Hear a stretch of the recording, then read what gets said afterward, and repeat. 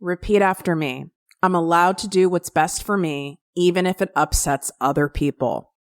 I'm allowed to do what's best for me, even if it upsets other people.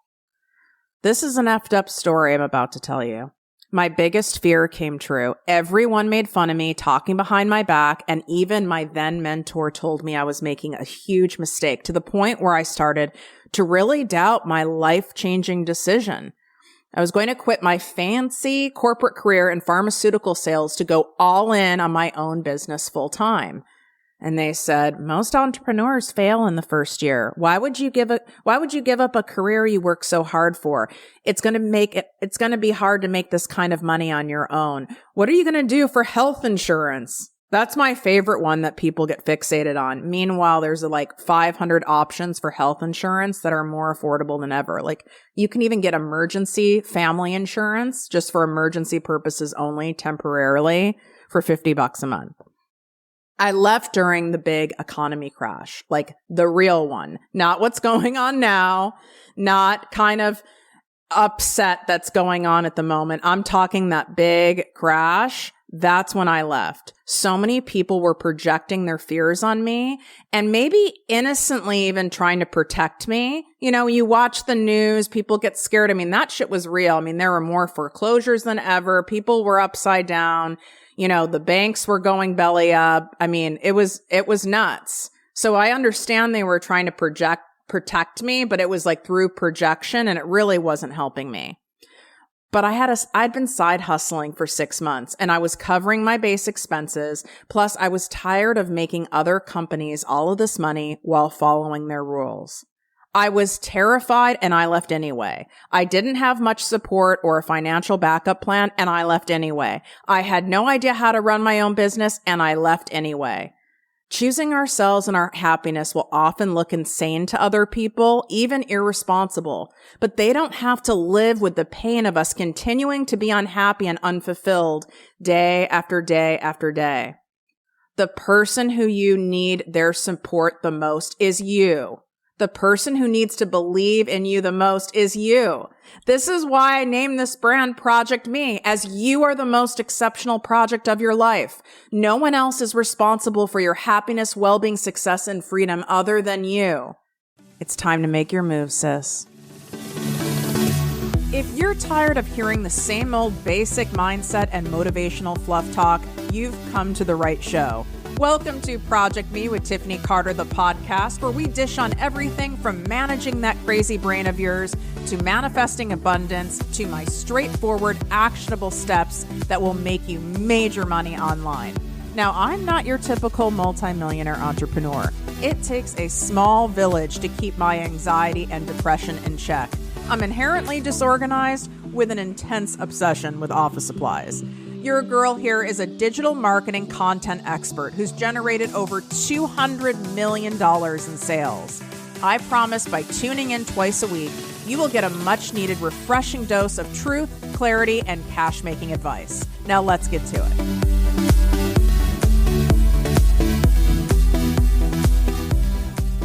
Something you don't realize that I do in creating these episodes for you on here, in creating my programs, my content, everything that I do to pour into you and to serve at the highest good for your highest growth possible, is I will often do abundance walks. I'll do meditation. I'll make sure I'm submerged in water of some sort. And I keep myself still, and I really channel all of you collectively on what is needed. What's the ache? What's the pain? What's the resistance? What's holding you back? What are you anguishing over? What do you wish you had direction towards? What do you wish someone could help you? And just be straight fucking forward about it and cut out all the nonsense and be clear and cut through the noise in the crazy brain of yours. And I was like, what is really holding so many of my listeners back? What is it? And something that came up about, I would say, half an hour after this meditation, it was just so clear. And it was speaking up and sharing the truth about how you're not happy. Now I'm going to probably cry. How you're not happy, whether it's in your relationship and how you make money, with a circumstance in your family, with your body, with whatever it is. You're not happy. You don't feel fulfilled. You have some guilt around not feeling happy because you do have so many things and you do have so much more than so many people. But bottom line is you're not. And you know there's more and you don't necessarily know exactly what it is that you want to do, but it's right there, but you don't know how to get it. And others of you kind of do know what you want. And you've been wrestling with it. And it's like sitting in a damn rocking chair and expending all that energy rocking back and forth and back and forth. Some of you have done this for years like I did, back and forth. And it gives your brain the kind of illusion that you're taking action because you're chewing on something like 10-day-old gum or sitting in that rocking chair, and you're burning so much of that precious time and energy of yours and resources, and you're getting nowhere because you're in such resistance to disappoint other people, to disrupt your life, and to upset those that you love.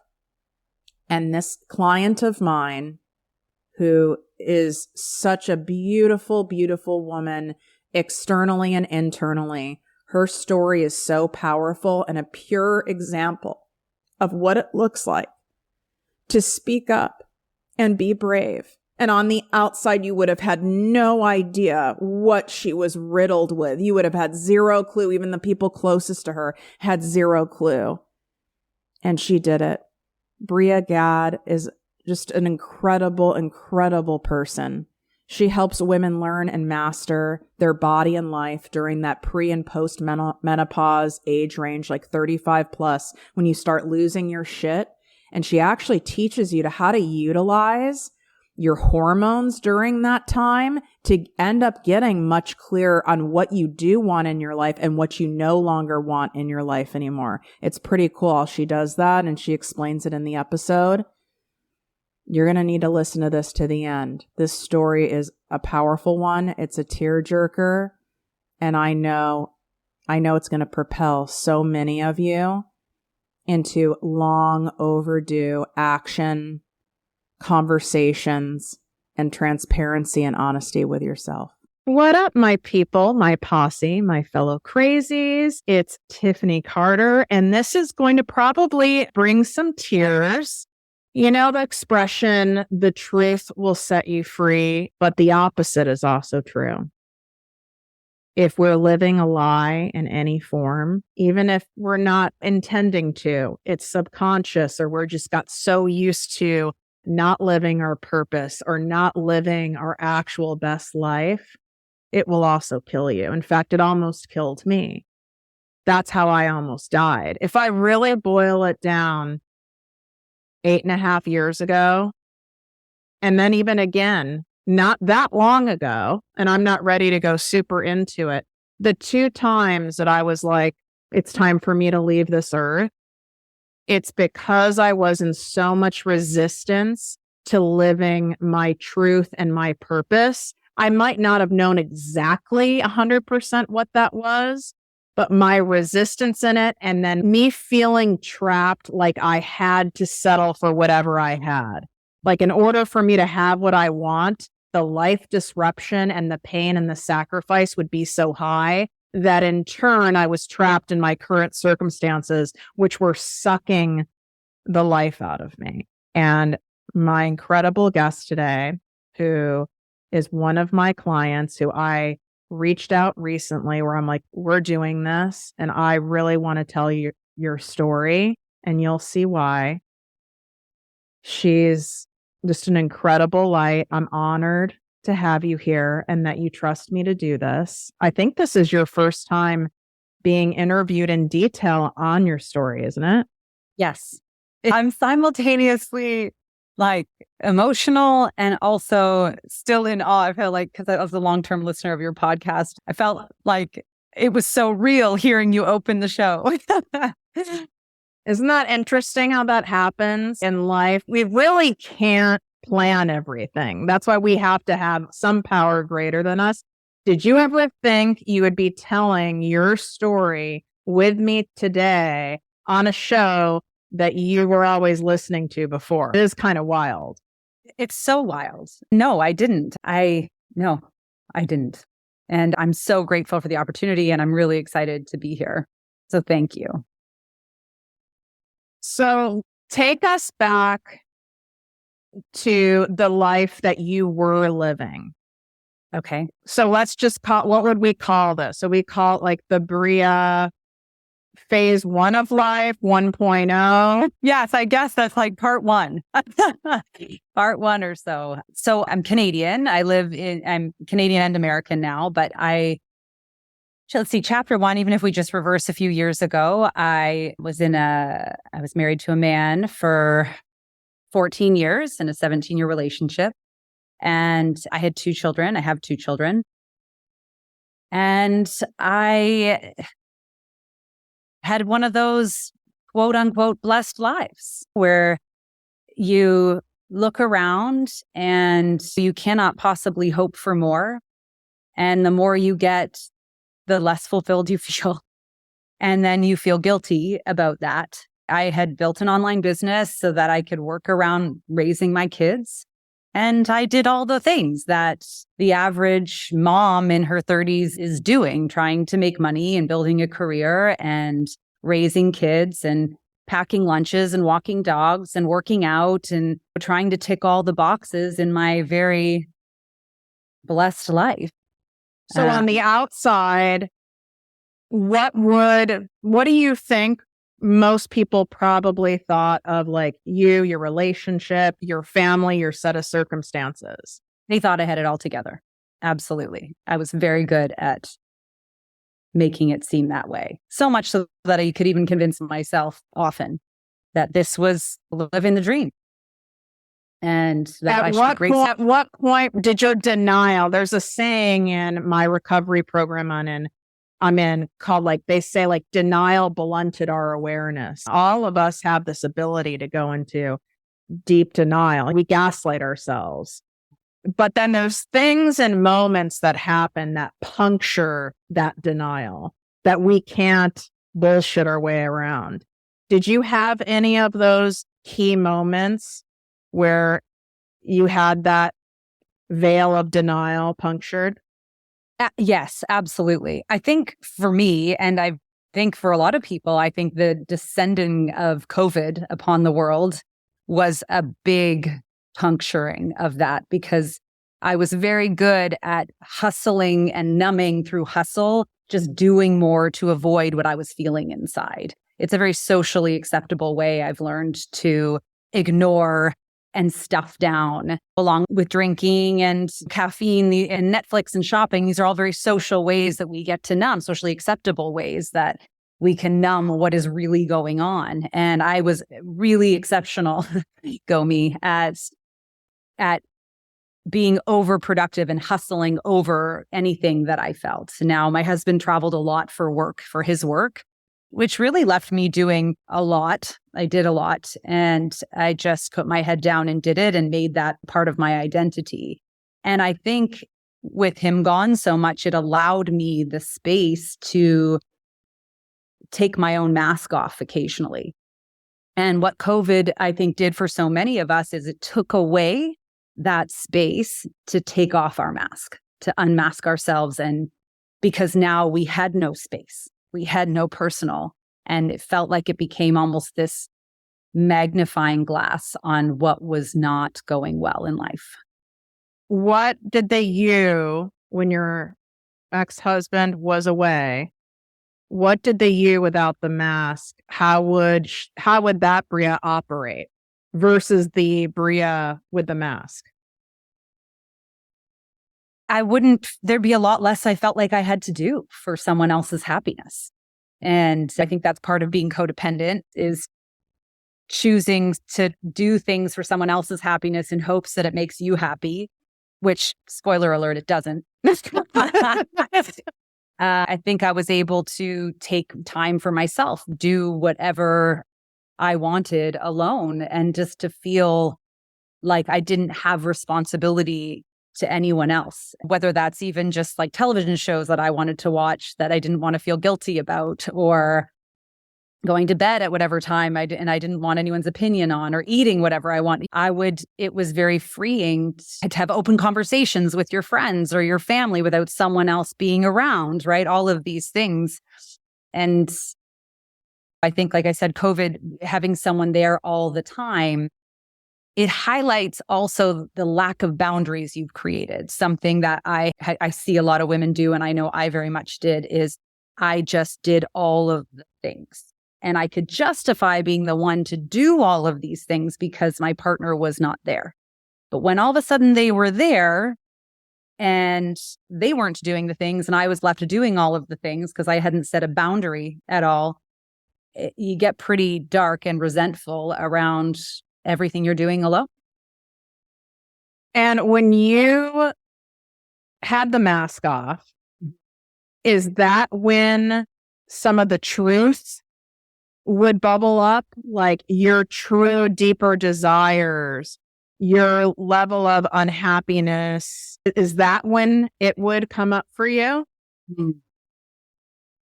I think that it actually came up more when I could never take the mask off, right? It's like this, you reach this point where I could survive because I got to take it off and I had my own little secrets and my own little things that I could, sounds like a bad term, but get off on, keep it all at bay with, right? And numb, or just release a little bit, or rupture just a little bit here and there. So I felt like when I couldn't have that release, and again, I think what highlighted that so much was now all of a sudden, not only could I not go anywhere or go and see my family or see my friends, but like everybody was around at all times.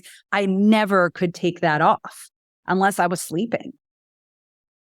And even then, it's not the same. It's not like having real time for yourself to. So I actually think, to answer that question, it was more when I could never take it off was when I could no longer avoid how unhappy I was. And how did this show up during those times? Like, how are some of the ugly ways it shows up, this unhappiness? Because there's no way you didn't project that out. No. So that's such a good question. For me, I think it all kind of culminated in a real physical body response. So for years, I'd been an online fitness trainer, an online, nutrition coach, and I had built a career and a life around people how to work out and how to carve out little cracks of their life amidst the family that didn't disrupt anyone else to have all this for them. When all of a sudden, all the things I had done to feel good and have natural energy in my body, when that started shifting, the things I noted, because I couldn't have this release, what started happening in my body was digestive issues and skin breakouts a lot, and night sweats, and my period was irregular, and moodiness, and this constant brain fog. And it sort of landed where I'd always thought of sleep as like my superpower. I could always I can fall asleep in like seconds, and I would have epic sleep. 6-7 hours was what I needed. And I'd wake up and I'd feel good. And all of a sudden I was dreading getting out of bed. I wasn't sleeping through the night. I was waking up in the night, like just laying there awake in sweats, not sweat clothes, like sweaty body everywhere. And I was gaining weight, which mostly just bothered me because I didn't understand what was happening in my body. And it was like my body started rebelling against me. But it'd be easy, especially given your profession and expertise, to go, oh, well, this is this, that, and the other. Fixate that this is a health issue that needs to be fixed, not my current life as it is sucking my soul dry. Right. And that's actually exactly what I did first. I just worked out harder. I tried to, but no matter what, the harder I worked out, and you would appreciate this probably with your fitness addiction, the harder I worked out, like the more my sugar cravings were, the more I had to start my day with caffeine and end it with wine. I couldn't stay awake past 7:30 at night unless I napped in the day. Like I was just short on patience, like low energy, which wasn't like me. I've always been a really energy happy person. And so I remember, because it kind of, for me, it was the end of the 2020 summer. That would make sense. I'd been back in Canada where I'm from at the time, our home there for the summer. And it was just all summer. I remember feeling like I didn't even like myself. Like I didn't feel like I looked like myself. I didn't like who I was, like how I was talking, how impatient I was. Like I was sick of even myself. And I knew something wasn't right. And of course, instead of digging deep, what I did was I was like, it's got to be I'm sick. Something's wrong with me. Like I am sick. That is the only explanation. I almost hoped something was wrong with me, you know? I almost hoped I was sick, which is so sad when you think about that. I think about people who actually are sick, and it's like, that's a terrible thing to say and a terrible thing to feel. And then you have guilt on that, right? But let's talk about that, because I think so many people can relate to that, because that was validating for me to hear you say that too, because I just wanted to know what's wrong with me. Give me a diagnosis and a treatment protocol, and I'll follow it so I can feel better. Yeah. Yeah. That's really what you were wanting. Did you have any awareness consciously at that point? Was there any tickling going, oh, there's more to this than this? Yes, but I was avoiding it like the damn plague. I didn't want to admit. And like, what did that mean? Because admitting that I was not happy would mean blowing up this life that I had created. You are not too late. You didn't wait too long. You're not too old. The industry isn't already too saturated. Here are the straight up facts. The online coaching and education industry is set to reach $325 billion by 2025 and continue to exponentially grow from there. You only need a micro percentage of that to make 5 figures a day. What would be the mistake is if you continue to toe dip and not monetize your passions, not monetize your talents, your intellectual property, and get in the game now. And if you're like, I don't know how to do that, I don't know where to begin, I've maybe started, but I'm not really getting anywhere, I'm not having any consistency or any major growth, then you need to pop into the ProjectME Posse Business Coaching membership. There's a reason this is world famous, and this has helped hundreds and hundreds and hundreds of people scale their businesses to $300,000 plus a year. Now, if you're someone who's already making over $15,000 a month, I would recommend that you apply for my 2-month private business coaching program or go get on the wait list for my mastermind. That'd be a better fit for you to scale past that point. But if you're between 0 and 15,000 a month, you're crazy for not getting in here for $3.33 a day. All of the details, all the testimonials, all of the stuff is in the link inside the show notes. There's a special flash sale going on right now, and I've added an additional option where you get 2 months for free. So this is an absolute no-brainer for your business. Even many of my private clients will also be in the Posse, just so they have that additional accountability every single week where there's live trainings. And we have open entrepreneurial support discussions for all of the meltdowns and the realities of what it takes and how uncomfortable it can be to pursue your passion. No one else is doing this. That's why people stay in the Posse for many, many years and will not leave. Go check it out. Because admitting that I was not happy would mean blowing up this life that I had created, and the impact, the ripple effect of that, it just felt way too big, way too disappointing for everyone else, way too... It's funny. I thought I cared so much about what other people thought, but it was more just the painful impact of the life that I'd created and the people in it that it really affected. Like the disruption, like how it would go down, the things you'd have to let go of, the tough conversations, all the shit. Yeah. Like, how could I even begin to admit out loud? Like, I hadn't even told my friends this. And my closest friends during this time would say, like, I just got quiet. I didn't answer calls very often. I'd text excuses. Because I couldn't lie, but I couldn't tell my truth.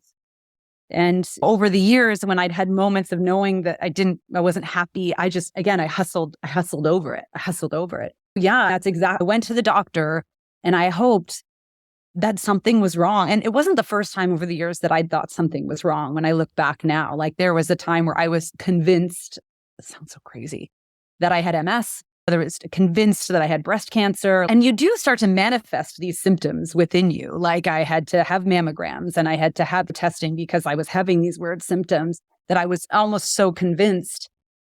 And so when I did finally go to the doctor, and she was really amazing, she asked all my questions and took all my blood work. And she just looked at me and was like, Bria, you're the picture of health. Wow. Yeah. What went through your body and your mind when you heard that? I felt like I got even more depressed. Yes. Like, Yeah. well, God, there's nothing wrong with me, so quote unquote, physically. Then what?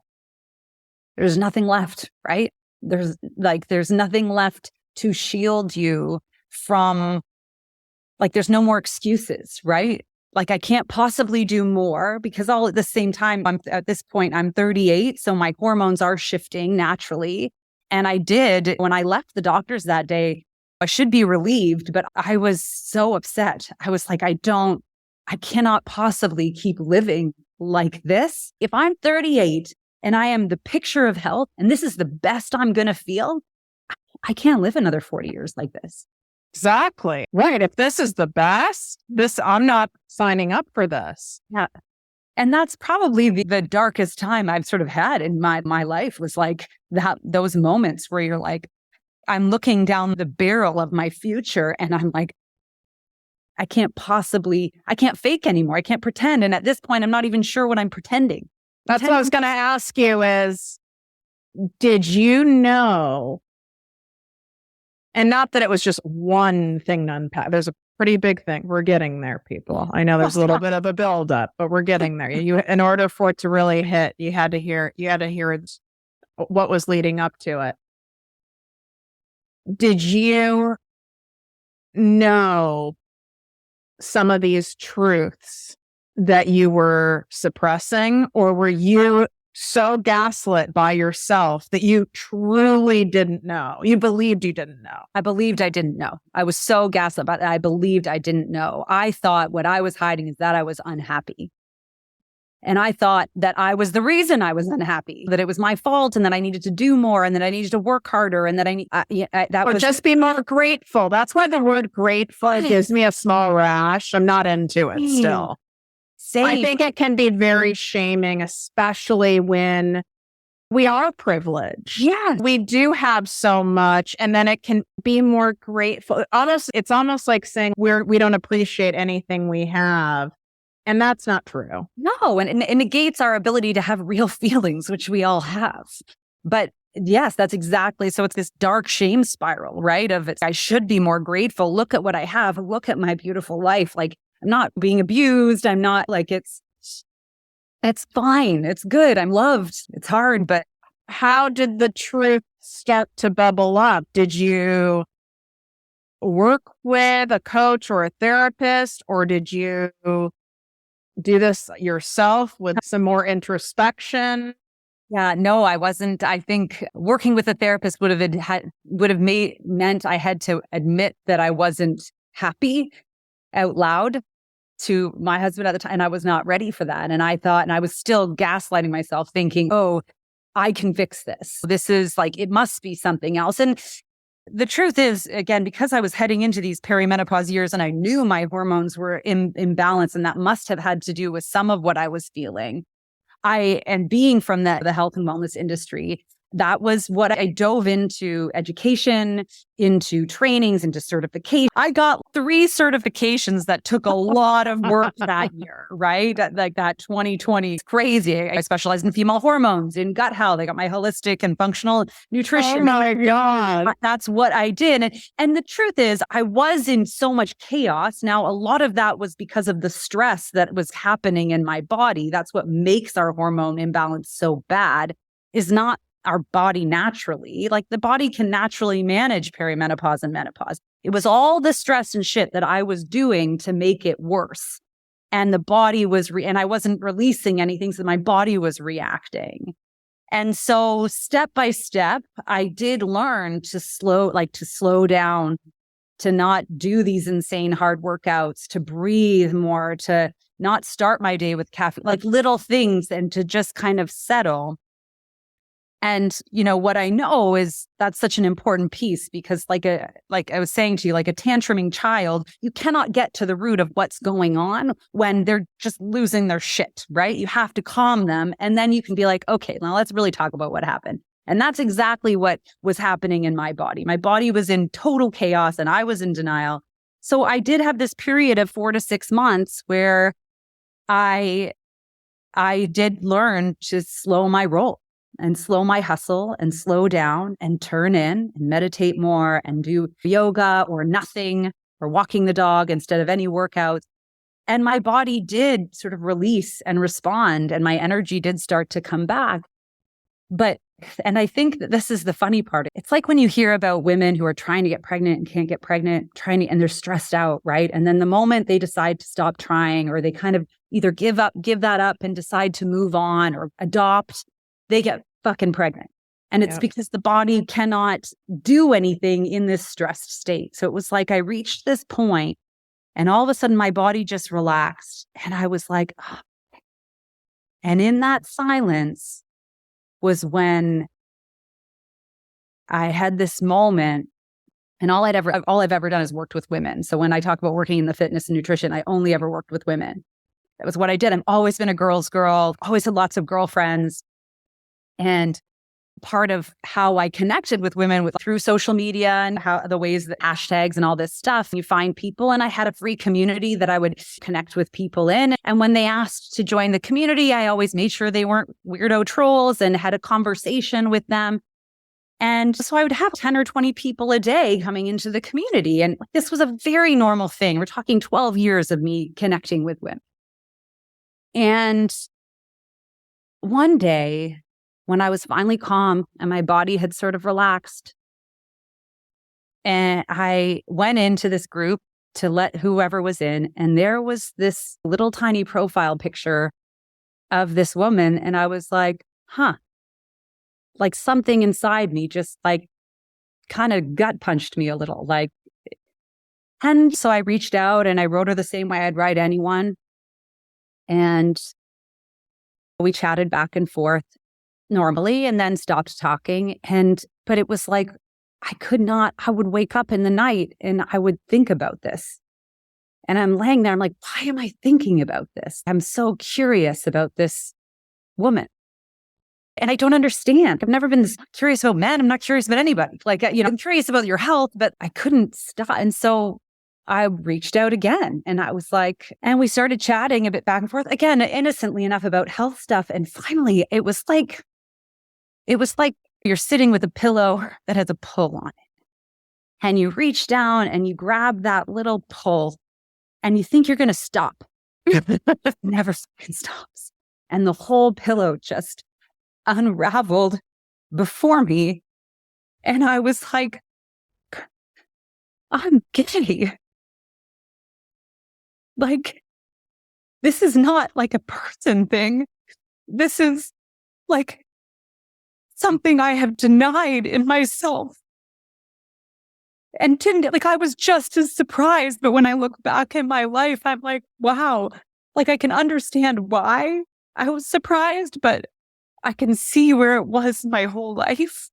But that was, and as soon as I realized that what I was feeling was something everything just shifted. I kept waiting to laugh and be like, oh, this is funny. But I just knew. And it was like opening Pandora's box. Once you know something about yourself, I could not unknow. I could not pretend anymore. And I remember going on a walk one Sunday morning with my dog. I got up and done some breathing and maybe, I don't even remember if I did any yoga, but I walked the dog and I came back and I hadn't been able to eat. I hadn't slept in weeks, actually. I think it had just all of a sudden, I was just this mess. I felt like I was just going to pass out. And I knew I knew that what I was feeling was not fair and I couldn't change it and I couldn't go back. And I just had this moment of bravery where I went upstairs and I sat down on my now ex-husband's side of the bed. And I was like, I have to tell you something that I'm really scared to tell you. I think I'm gay. And that was probably one of the hardest things I've ever done. And it was just the beginning of a lot. How did your body feel after you said it? It had to feel like you let air out of a overfilled balloon. Yeah, I didn't regret it, right? Like, it was very much like my heart rate settled down a little bit. But I mean, I think the hard part is that you feel like all this chaos is inside of you, right? So I'd spent now weeks and what feels like now my whole life with all this chaos inside of me and all this, and it was like I just pulled it out and fucking dumped it all over everyone else in my life. And that was a hard one because it's like, and so more guilt and right, shame. Right. I had to choose, but I had to make a choice. I had to choose. I knew I wouldn't survive pretending anymore. So I knew either I would drink myself into whatever, or I would just sink into a depression and have to and just become a shadow of myself. Or I had to just hope that this idea that there's no such thing as one-way liberation is a real thing and choose me. How did he react initially? He was in shock. Because of course he's in shock, because you had the mask, and not in a shaming way, like a mask that you believed was you. I believe it's like that movie, The Mask, when you think about it, DiCaprio, where it becomes him. Yeah. I was so sure of that mask. And I think everyone listening, whatever degree, I was so sure of my corporate mask. I've had multiple costumes. Yeah. And that was when we tell ourselves a lie over and over again. That's what gaslighting is. You're saying it over and over and over again. It's your truth. Yeah. Yeah. It becomes your identity. Said, but now when I look back, are you saying, because of course we all know hindsight's 20/20, but when you look back, are you like, no, I was gay all along? What does this look like when you look back? Yeah, I mean, yes. I literally just did not know. And whether we can dig into that, whether that's I grew up in a small town, in a very heteronormative land, and I was the good girl. That was my identity, is that I was the good girl. And I looked for praise on all of that just to do the right thing at all times, and I just thought that this was what I was supposed to do. And I never understood when people talked about deep intimacy, I never really understood that. I talked to a friend after who'd been through a similar thing, and she's like, it's like it didn't matter what relationship I was in with a man. It was nice, but I always felt a little lonely. And I was like, that's accurate. There's also a very clear sexual component to it that's so wildly different. But, that ability to, again, fully let down a mask, to fully be present with another human, in that deep intimacy, I've missed that my entire life. I didn't know. I thought it was just some people have it, some people don't. Some people are more sexual, some people aren't. Because also in society, especially in the hetero married world, it's very normal for wives to not want to have sex. It's normalized on TV. It's all over the movies. It's it is what it is, right? But I just don't believe that's true. I think that there's deeper issues always. And for me, it was intimacy. How did you decipher for yourself? And this might sound like a very fucking ignorant question. How did you decipher, and not that you have to necessarily always have a label for it, but is it that I'm gay? Or is it that this relationship is not right for me and never really was and I didn't know it? How did you, because you had to have probably gone through all the over analysis with yourself. Absolutely. And I don't think it's an ignorant question. I think it's really individual for people. And I've had that question with close friends a lot because I'd spent my life being hetero. So obviously I could be with men, but once I fell in love with this woman, and once I was with her, I knew. Like every part of my body knew. Every part of my soul knew. Like it's not as in every response that my body can have and every comfort that I felt. Like I spent my life like sleeping in sports bras and never being naked outside of the shower and like never wanting to be looked at. And frankly, always being uncomfortable around men because they always want something is how it felt anyway. And that might not be true, but that's how I feel. And in the hetero land, like you have to, like men are just always like, if you give them a wiggle space, like you don't need to, like they're just always wanting something. And it was the first time in my life where I felt safe, naked, safe, just being me. And you guys, it doesn't have to be this exact scenario. Sometimes the way we realize what we're missing in our lives or what we really want, it's not like it just we are walking down the street or we meditate and it comes to us. Sometimes that can happen, but other times we actually have to like do things and try things and lean into things that we're curious about or that feel good or we think will feel good, and then observe our reaction to it. Which is, it sounds like that's what happened is you kept leaning into something that felt right. You kept leaning and you couldn't not lean in. You couldn't lean out. Yeah, it felt like I didn't have a choice, right? It was just bigger than me. Like it was, and yeah, I agree with you. It's not like everyone, I think that women, we come to this age, right? This 35 to 55 age.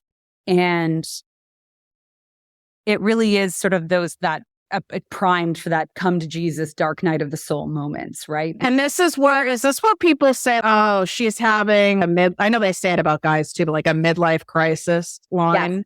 Yeah, I think that's where I heard Brene Brown calls it a midlife unraveling. And I thought that I read her. That's a much nicer way to say it.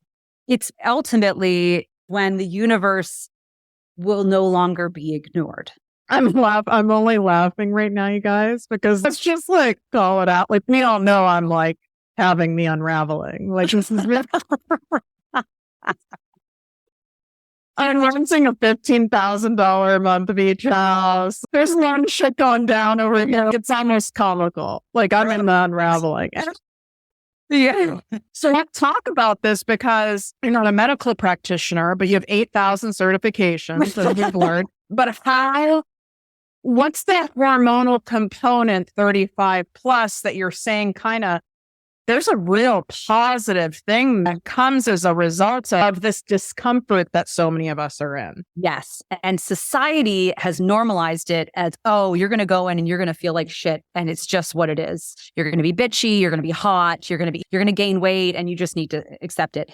But it is completely the opposite. It is actually a time when so the period of perimenopause or premenopause, or medically they call it the menopause transition, starts at 35 for pretty much everyone. It's like a reverse puberty. We now go from being like reproductively capable to eventually unable to reproduce. And that window can be long. It usually is pretty long. But what's happening is we have this natural imbalance in our main sex hormones, like estrogen and progesterone, which are symbiotic in nature, which means too much of one, not enough of the other.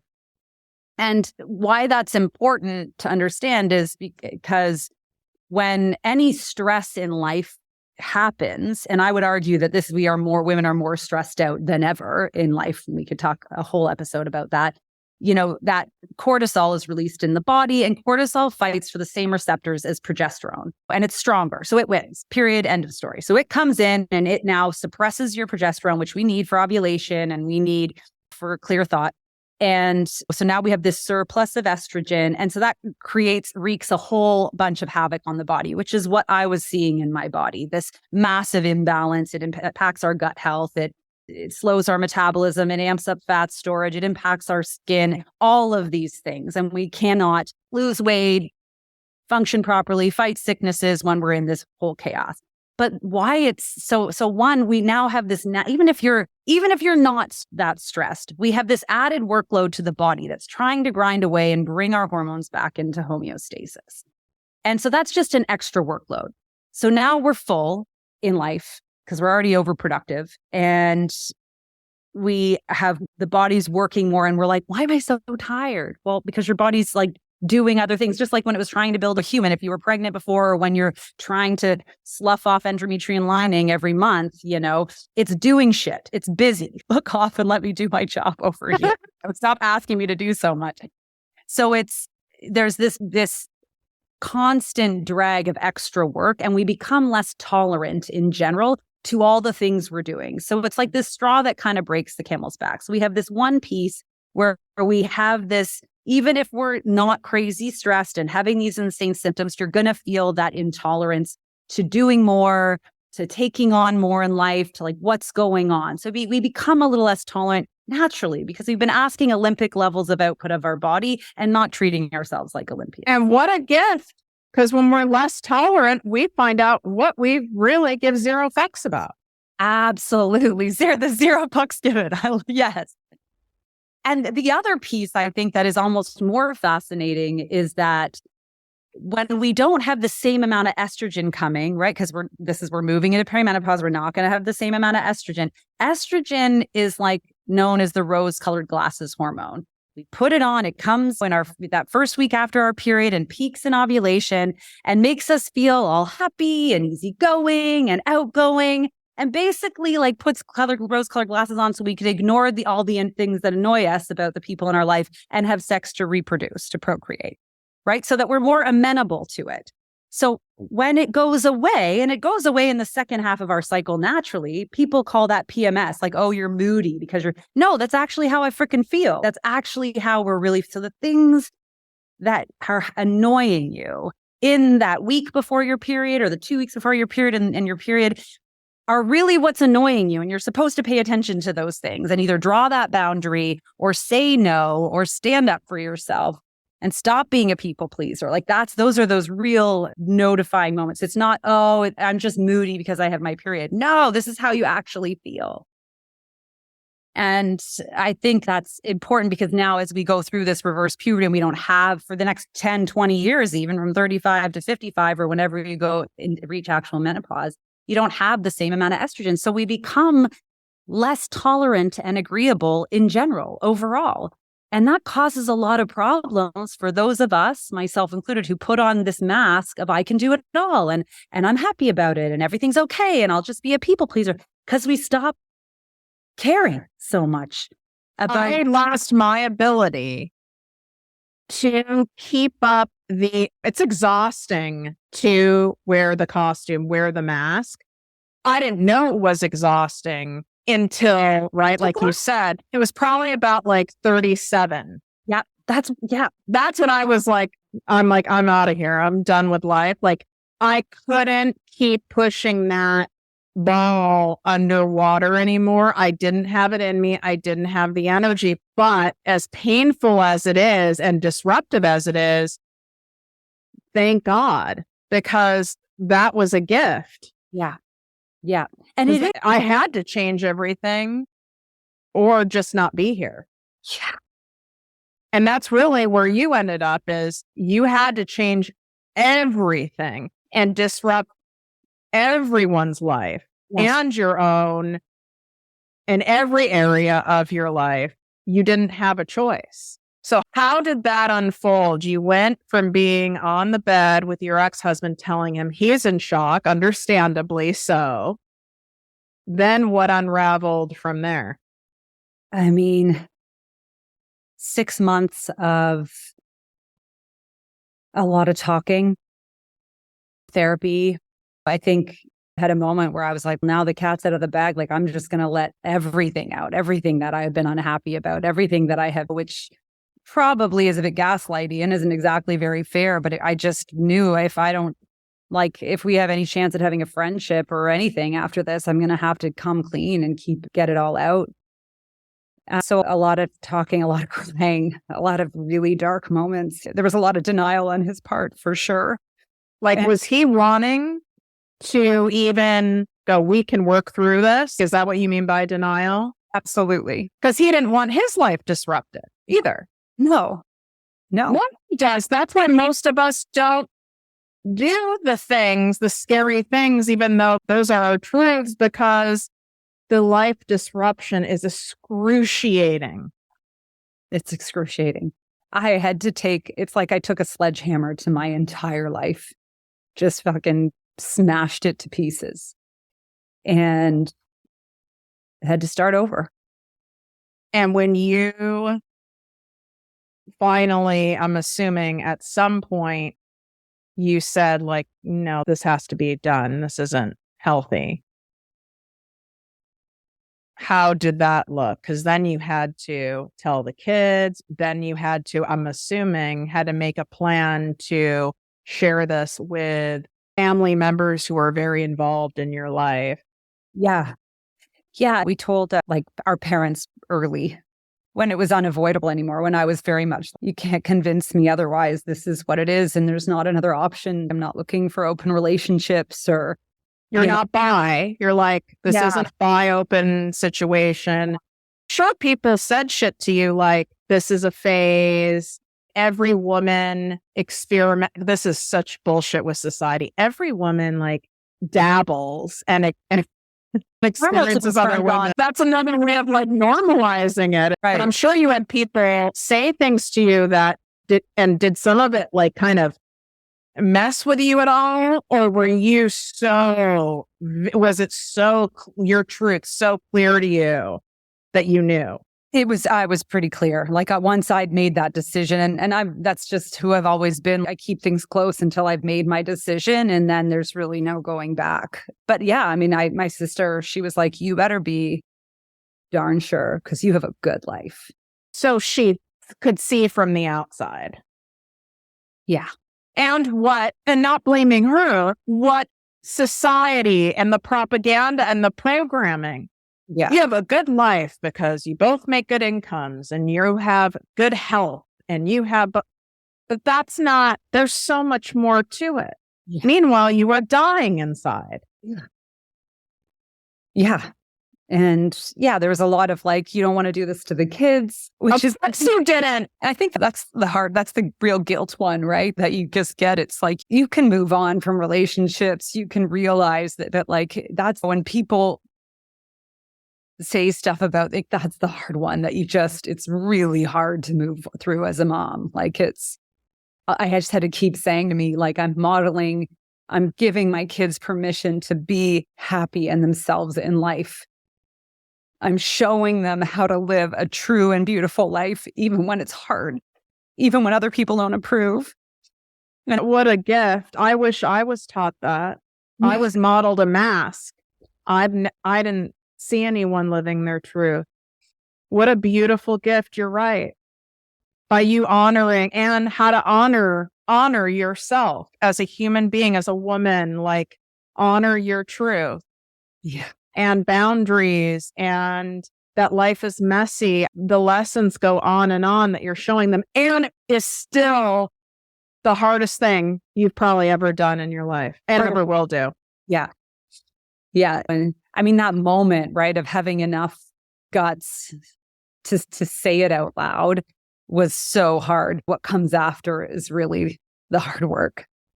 It's like that moment. And when you say what comes after is the hard work, because most of us listening to your story is thinking, and in our own lives, the hard work, the hard part is like saying the truth bomb. Mm-hmm. But you're saying the hard work really comes in the what? In the unraveling, in the shifting from part one of your life to part two. Yeah, well, I think there's so many layers to it, right? But definitely when with like women in our culture, like when you've spent your life with a mask on, trying to please everyone, and now all of a sudden the only way for you to be happy is to displease everyone. And then you have to live with that and sleep with that and swallow that and move through that and face it and sit in the pain that it's caused others and sit in the pain of yourself, like while you move through it. And that's not even to say what it means to divide a marriage, right? To everything from houses and time, children and money. That's why I said money. It's affect every area of your life. Yeah. And parents, right? Like parents in-laws that you love. It's not an easy thing. And the good little girl that you said, that was your, right? That was your whole MO. Now you're even in your mind, right? It's like, now I'm the disruptor now. Now I'm the disruptive troublemaker. I'm the bad guy because I'm the one who's disrupting the family and the marriage. Yeah.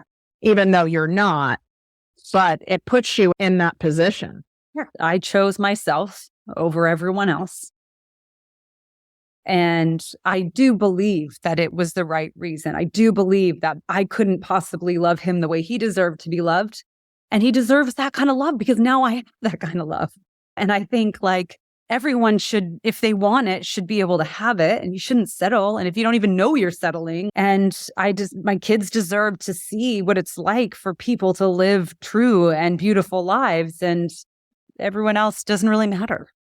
When you talk to people, coach people, friends who have a truth, it might be a truth similar. It might be a truth of, I hate my fucking career that I've spent my entire life doing, or I don't like my business, or I want a divorce, or whatever it is.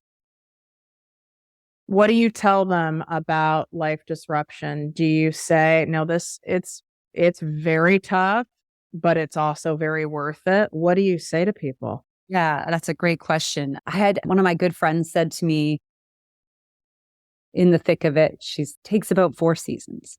4 seasons. Because those first 4 seasons after that, a disruption like that, it's like everything first Christmases, first holidays, it's hard. But then it gets better. And it's true. And actually, doctor, the same one who when I went back to see her after all of this, when I was really struggling, she said, there's a saying in my country, but basically it's you have to be able to go to sleep with yourself at night. And if you can rest easy with who you are, like that's what matters. You have to go to bed with yourself. And I think those 2 things are good reminders that you cannot hide from your truth. It will find you. Just the same way you can't go through life and treating your body like crap and like you're not kidding anyone. The body knows, right? And my body knew it's true. That took it. I'd worked really hard to deny it, and there was no avoiding it anymore. So I could have chosen to stay hidden and disappeared, or I could choose life. How does it look like in part 2? Like, how does it look like on the other side? And not that there aren't still moments and periods and all that kind of stuff, but like, how does this look? Yeah, I'm so glad you asked that. I feel so calm on the inside. And I think that's how I can always go back to. It's like, as much as my head and the ego and everything, when everyone else's opinions and everyone else gets in the way, whether I'm alone or not alone, like that piece inside is now what was once blocked away, which was once so confusing to me, what was once so chaotic inside is now calm. And that I could live in a cardboard box if that's what I have. Wow. But I know so many people needed to hear that, because we got to know if my truth, whatever it is going to be that disruptive, how do we know it's going to be worth it? Because if we all knew it's a guarantee it's going to be worth it. Yeah. I feel it'd be like, okay, we're going to do it. But the brain messes with us, and it's like, how do we know we're going to go through all of this heartache, disruption, stress, and what comes on the other side? What would you say to people? Like, how do I know it's going to be worth it? How do I know it's going to be worth it? I think that in my experience with myself and with others, with people I've coached now, is like, most of us already have a gut feeling of what is true, Like, we already kind of know. We might not be ready to admit it, but if it's constantly there or it keeps coming back, there's a reason for that. And when I was wondering, like, am I really gay? Am I really gay? I saw this thing that's like, straight people aren't lying awake at night wondering if they're gay. I mean, that's to put some humor on it. I think that what I really do, especially at this time in our life, you have to begin to at least look at it. You don't have to make any quick decisions. You don't have to unravel your life, but you do have to at least, if something doesn't feel right, you have to look at it. Because especially at our age, and again, in this 35 to 45, 55 window, like, you still have half your life. One wild, beautiful, precious life. And our lives have chapters, like we were just saying. So sometimes chapters close and others open, and that's life for everyone. And it doesn't stay bad forever, you know? And the cost of continuing on with the mask, the reality is that's not working for you. It's too high. It's not. It's going to get higher and higher and higher. And sadly, sadly, some people don't make it. They don't. Because it gets so high and their resistance is so strong. But I love your wisdom and suggestion to people of, like, lean into it, at least explore whatever it is. You hate your career and you have this nagging thing. You want to start a business creating jewelry, and then you're judging yourself like, oh, who's going to make enough money to pay the bills of the jewelry? You don't have to, like, go and quit your entire career right now. Go explore what that would be like. Maybe start something on the side. If you're really not happy in your marriage and you don't want to be in it anymore, we're not saying, like, call a divorce attorney tomorrow. But maybe you do, and just ask some questions and explore what that's like. Have the hard conversations. Be brave enough to have the hard conversations, because in that is where you learn, I think, what you want, what you don't want, what's worth fighting for and what's not. Because those niggles, they don't go away. They just get louder. You know, I can vouch for your lightness. Like, she's not just saying this for this episode, and so it, like, is wrapped in a nice little bow for a great episode for you guys. Like, you genuinely, you can tell when someone is internally filled with chaos and stress, or someone is, at least mostly, none of us are like this every day, but for the most part have that inner peace. Mm-hmm. That doesn't lie, or energy doesn't lie. It's very obvious. Thank you. My guess is the part one of you, your energy was probably very, very different. Very loud in a different way. I didn't sit still. Like, I was always doing something. I was always busy, you know, because I couldn't sit with my own thoughts because I didn't want to hear them. And you guys, this is, if I were to say, one of my top pieces of life advice is the truth comes out when you're still. And you and I are wired very similarly. Workaholic, exercise addict.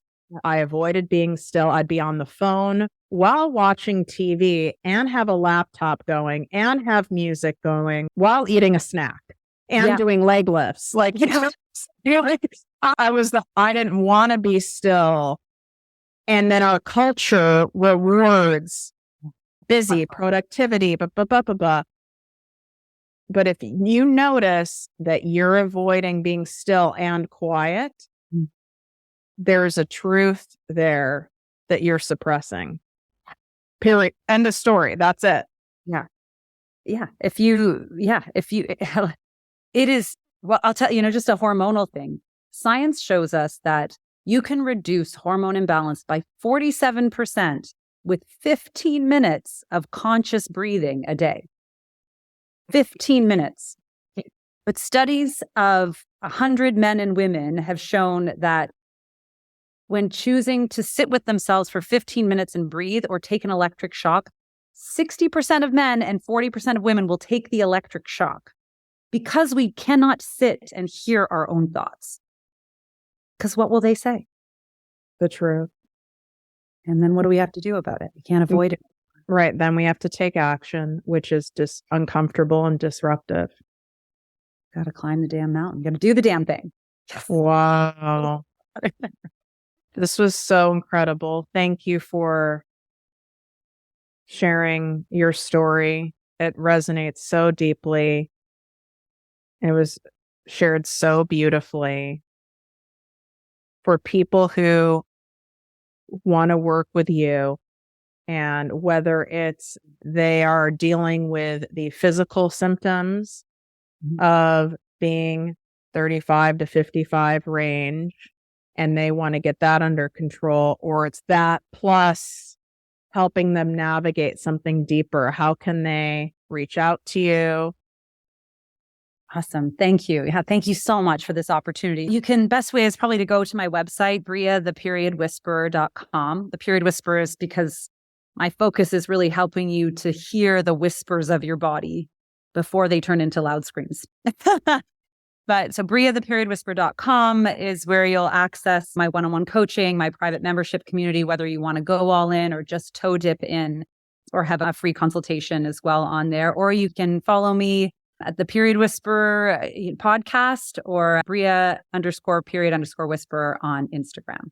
And all that you guys will have in the show notes. So you can just swipe up, take a screenshot of this episode and share it. Share it privately, of course, with any friend or family member. And you know exactly who's coming to your mind right now. So trust that gut instinct. But share this in your Facebook stories, your Instagram stories. Tag me at ProjectME with Tiffany. Tag Bria at Bria_period_whisperer. If you're multitasking and you can't remember, that's okay. Just tag me and I'll make sure I tag her. Leave a review of this show. Let us know what you loved about it, what you got out of it. This really goes a long way. This helps other people find the show, but specific episodes that will change their life. So just take that moment and pay that forward for all the beautiful wisdom and compassion and love that you got from today. Thank you so much, Bria. I love you. I love you. Thank you, Tiffany. If you enjoyed this podcast, please write a 5-star review on iTunes. Not only will this make me super happy, but it will allow more listeners to find our special show. Simply help me help others.